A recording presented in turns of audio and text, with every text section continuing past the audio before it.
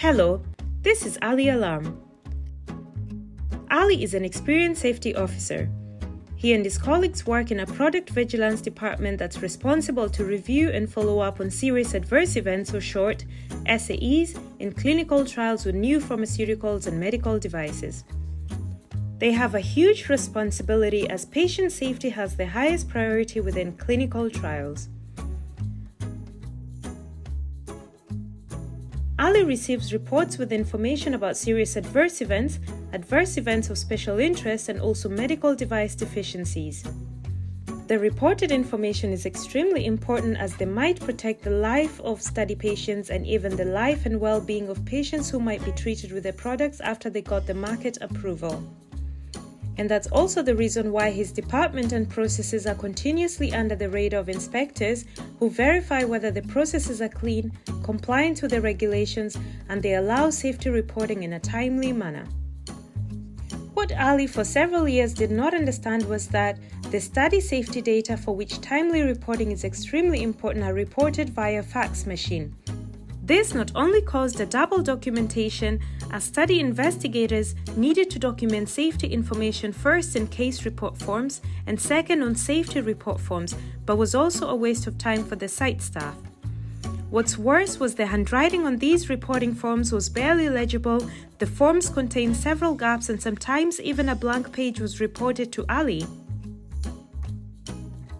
Several times, Ali's group also struggled with tough regulatory timelines as some of the safety information needed to be reported to the responsible competent authorities and ethics committees. If they did not keep the timelines due to poor data quality, they were made responsible for the non-compliances. As if this wasn't odd enough, the standard processes also required Ali and his team at the end of each study to compile together the CRF data and the reported safety data once again. This meant for Ali and his team, they would separate reporting of critical study safety data and at the end spend several weeks to merge them all together again.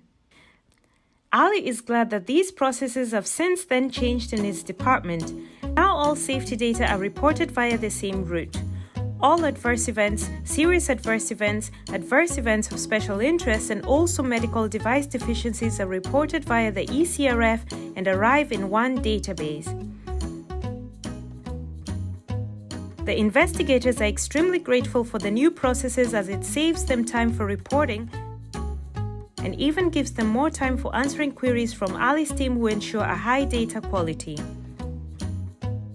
What's also great is that the eCRFs have an audit trail with electronic signatures and timestamps, which makes the reporting of such critical data better traceable.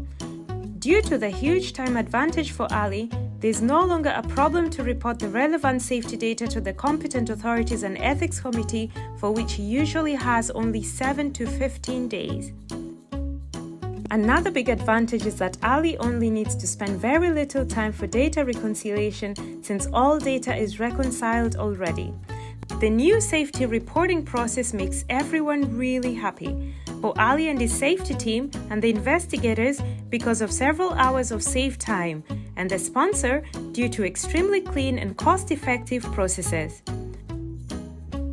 When will you transition to electronic reporting of safety data?